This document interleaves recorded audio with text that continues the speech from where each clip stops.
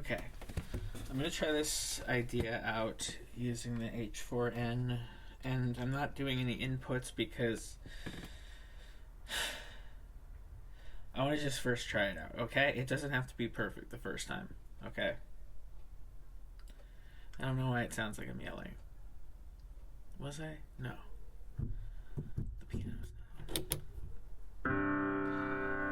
So what I'm thinking is I was watching this interview between Maya Angelou and James Baldwin, and I really liked how it's like this silent interview. Like, what I mean isn't it like there's no like constant cutting for fear of like what is it there's no fear. It doesn't seem like I'm speaking. So there's no like crazy editing. There's no background music, and I like that. But then I'm just thinking, I'm like, man, the things they're saying are like really cool.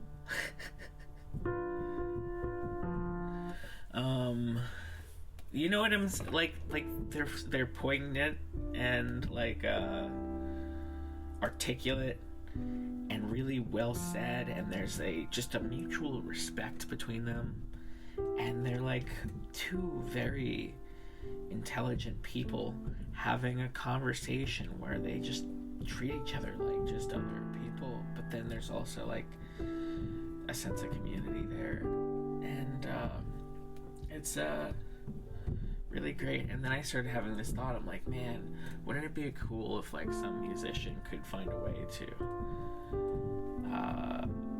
combine these two things?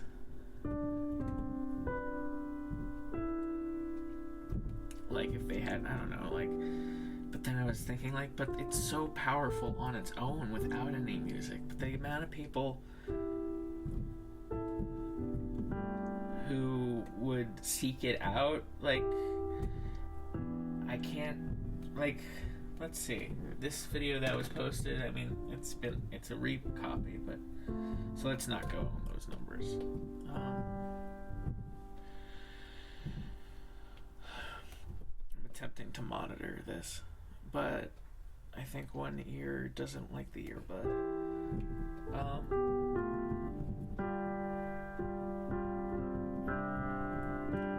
But then, you know, I had the crazy idea.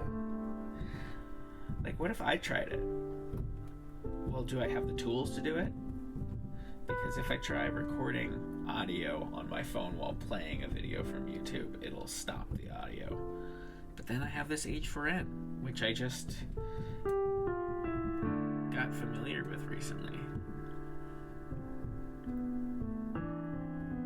And it's got the internal audio.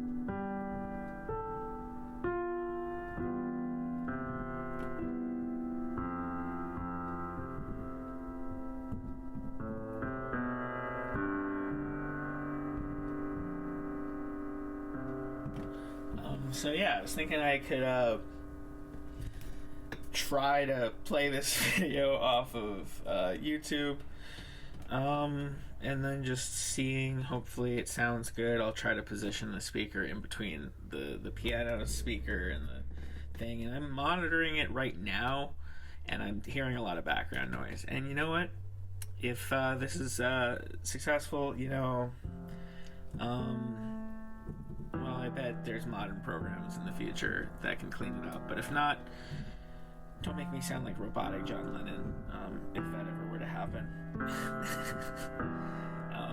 You know what I mean? From that weird AI doc. So it's a conversation with a native son, Maya Angelou and James Baldwin. It's 26 minutes long. And I was watching it, and I was about 10 minutes in when I had the idea, and there's like, oh, I should give you the complete thing.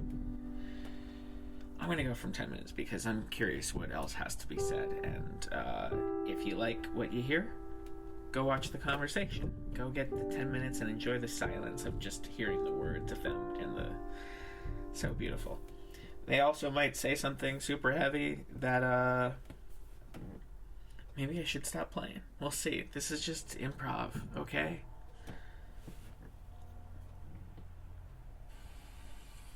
You call it the foreign worker problem.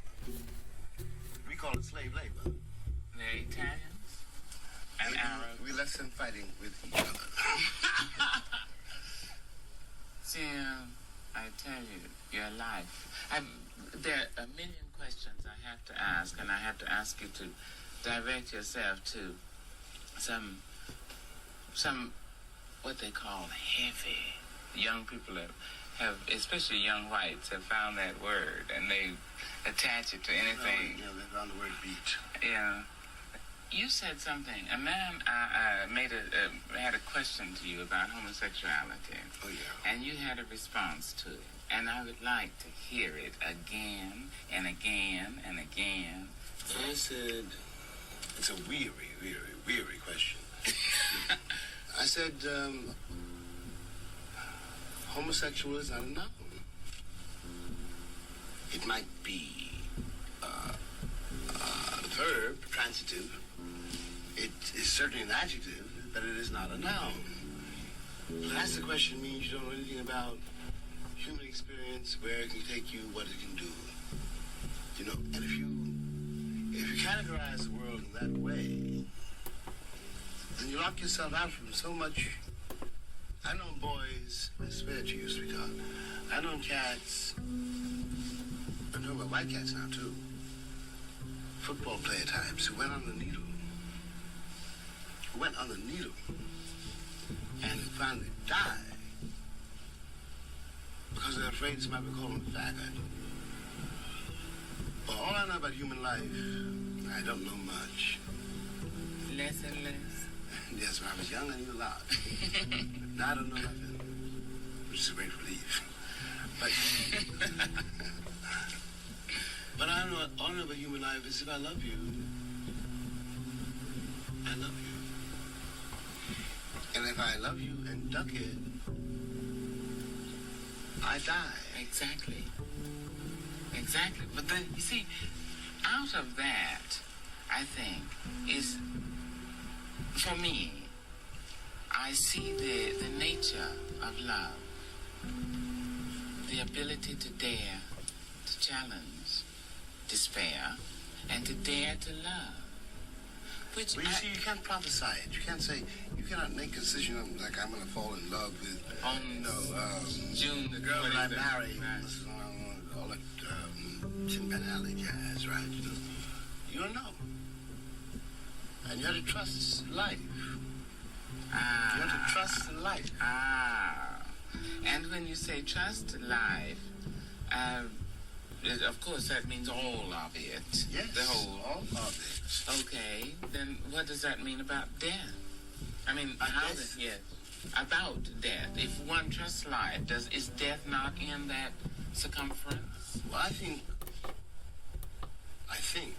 that the only way to live is know you're going to die. If you're afraid to die, you'll never be able to live. Hey, hey. You know? Hey, hey. And nobody knows anything about death. Yes. No. Yes. Yes.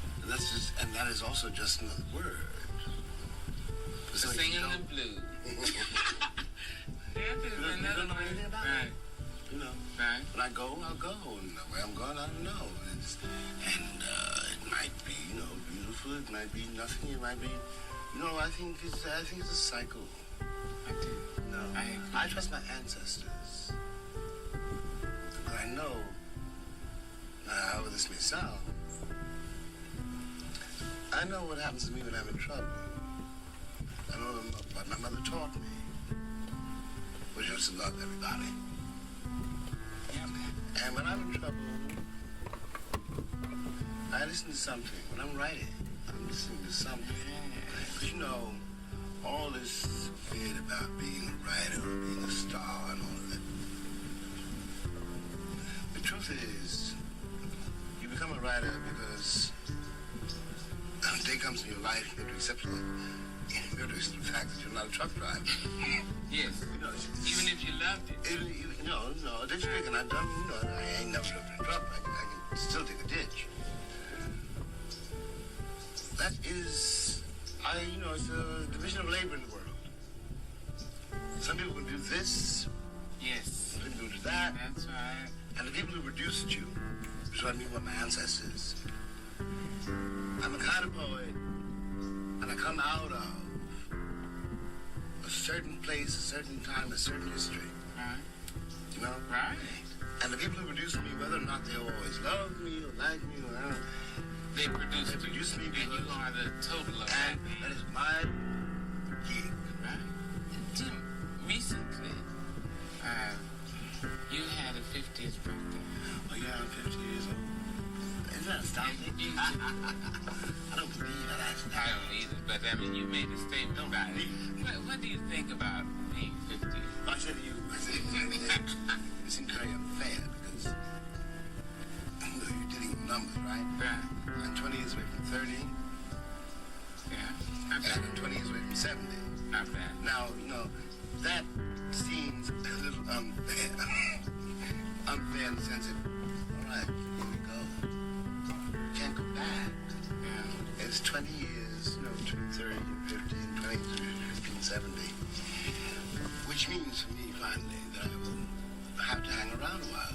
But it also means that you're closer, you said, to 70 than you Oh, were I'm much to closer to 50. 70 than I am to 50. But something else happens to you when you realize that. Something else happens to you. You realize that now you got to use the time.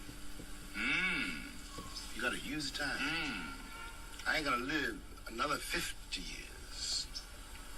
Given my temperament and my stubbornness, I might live another 30 years. All bets are off. Right. But it does mean you gotta use the time. Could you stay alive, vital and productive, without your family? No. No way. No way. If I didn't know that was at my back, Yes. the net, because I'm on a tightrope. Right. Ain't no net on that tightrope. Each time out, it's You're higher. out there. It's higher. Now you gotta got a certain safety. I really have a certain safety because we love each other. Okay, let me just ask you this. How do you cope with success? And after that, if you want to weave them together, it's fine with me. How do you cope with despair? Despair in front of the fact that the world is saying you're a success. Okay, so, okay? I think, I don't know. Well, in my own case,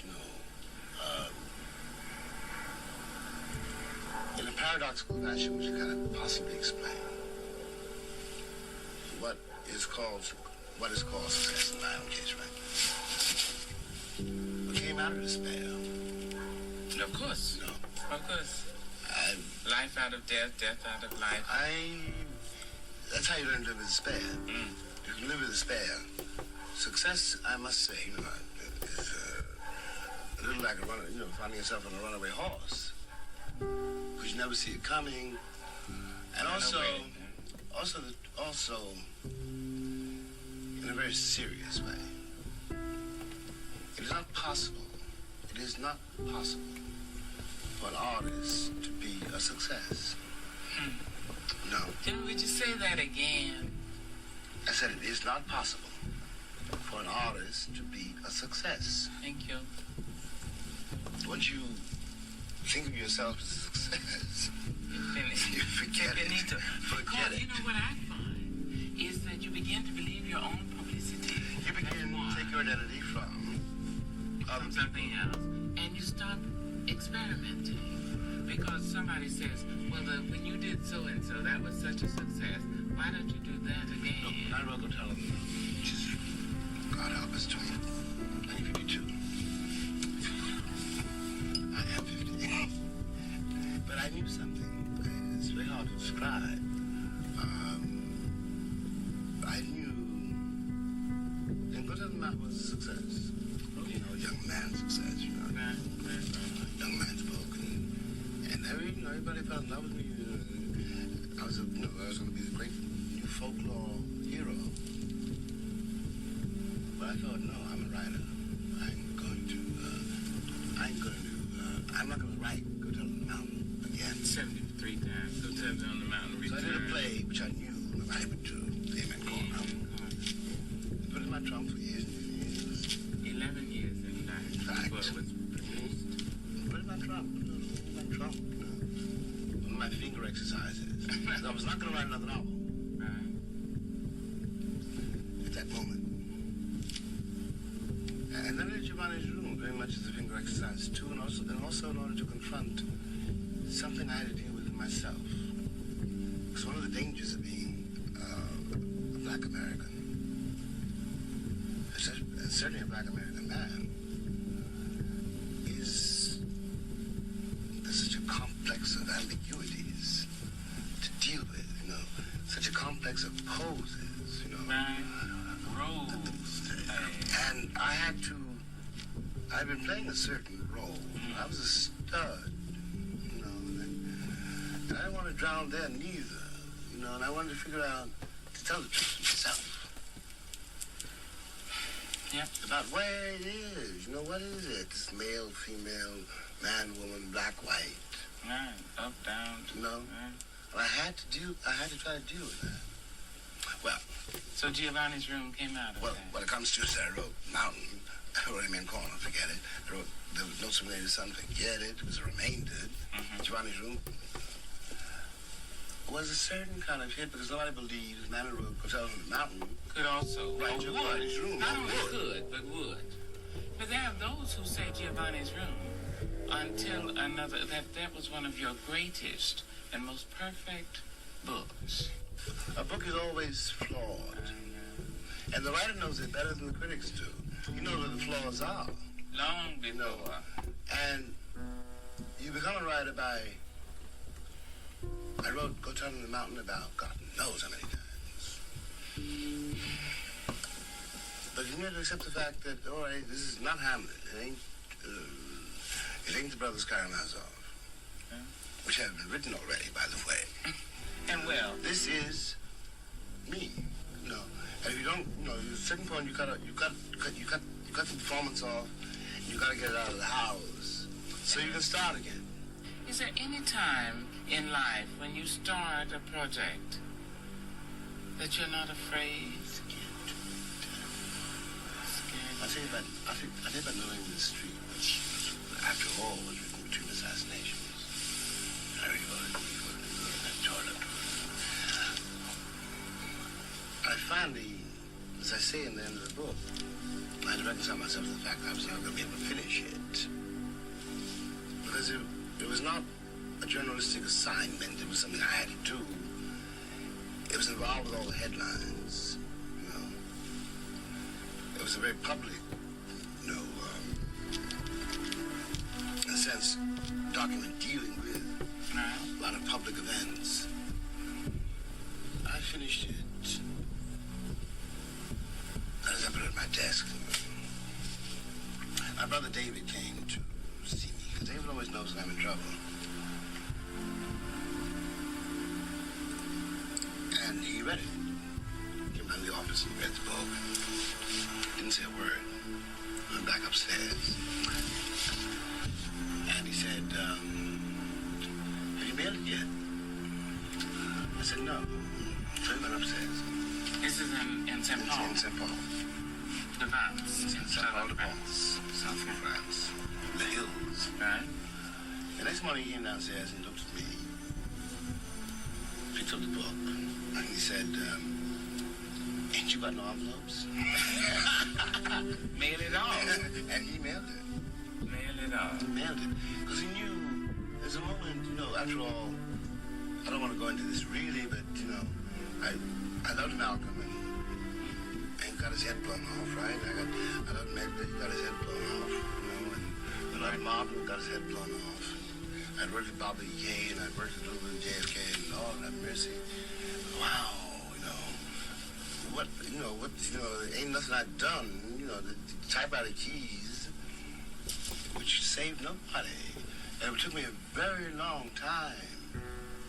That's why I ended up in the hospital. I know. It took me a very long time to reconcile myself to trying to be a writer again, because one is always trying to be a writer. I don't care what the world says. I know that. No. That's like trying to be a good Christian, one is a trying. good Jew, a good Muslim, One a is good poet. trying.